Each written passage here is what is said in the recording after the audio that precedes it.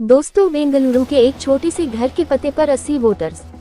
राहुल गांधी के दावे का ये है सच, सुनिए रियलिटी टेस्ट। राहुल गांधी के वोट चोरी से जुड़े दावों के बाद इंडिया टुडे को बेंगलुरु सेंट्रल में मुनि रेड्डी गार्डन में 10-15 वर्ग फुट के एक घर में 80 वोटर्स रजिस्टर्ड मिले। मौजूदा वक्त में घर में रहने वाले शख्स ने उन्हें पहचानने से इनकार कर दिया। घर के मालिक ने माना कि कई पूर्व किराएदार अब भी मतदान करने आते हैं। लोकसभा में नेता प्रतिपक्ष राहुल गांधी ने गुरुवार को बीजेपी और चुनाव आयोग पर वोट चोरी का आरोप लगाया। इस दौरान उन्होंने बेंगलुरु सेंट्रल निर्वाचन क्षेत्र में वोटों में हेराफेरी का आरोप लगाया। इंडिया टुडे ने बेंगलुरु सेंट्रल निर्वाचन क्षेत्र में वोटों की हेराफेरी के दावों की जमीनी हकीकत जानने की कोशिश की। इस दौरान शहर के IT corridor outer ring road के पास महादेवपुरा की बूथ संख्या 470 पर फोकस किया गया।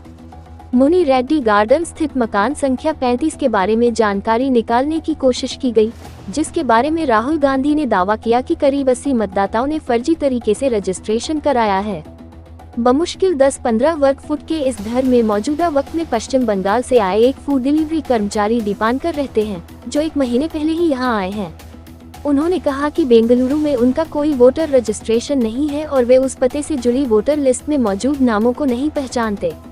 दीपांकर ने बताया कि यह घर जयराम रेड्डी का है, जिनके बारे में उन्होंने बताया कि वे बीजेपी से जुड़े हैं। संपर्क करने पर रेड्डी ने पहले तो बीजेपी से अपने जुड़ाव की बात स्वीकार की। बाद में उन्होंने कहा कि मैं सिर्फ बीजेपी का वोटर हूं, पार्टी कार्यकर्ता नहीं हूं। उन्होंने यह बात मानी कि कई किराएदार वर्षों से वहां रह रहे थे और उन्होंने अपना नाम वोटर के रूप में दर्ज कराया था, लेकिन अब उनमें से ज्यादातर वहां से चले गए हैं।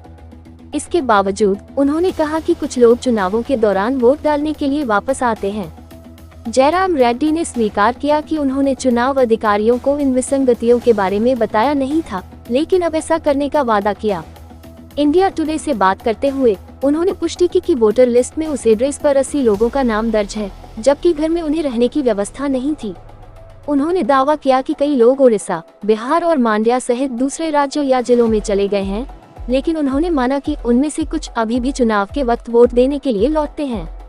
गुरुवार को एक प्रेस कॉन्फ्रेंस को संबोधित करते हुए कांग्रेस नेता राहुल गांधी ने आरोप लगाया कि मतदाता सूचियों में फर्जी लोगों के नाम जोड़े जा रहे हैं और उन्होंने कर्नाटक की वोटर लिस्ट दिखाकर अपनी बात को पुष्ट करने की कोशिश की।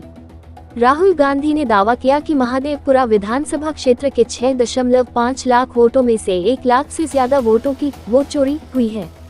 कर्नाटक राज्य चुनाव आयोग ने राहुल गांधी से अपने आरोपों को लेकर एक हस्ताक्षरित हलफनामा दाखिल करने को कहा और सवाल किया कि कांग्रेस ने इस मसले पर शिकायत क्यों नहीं दर्ज कराई।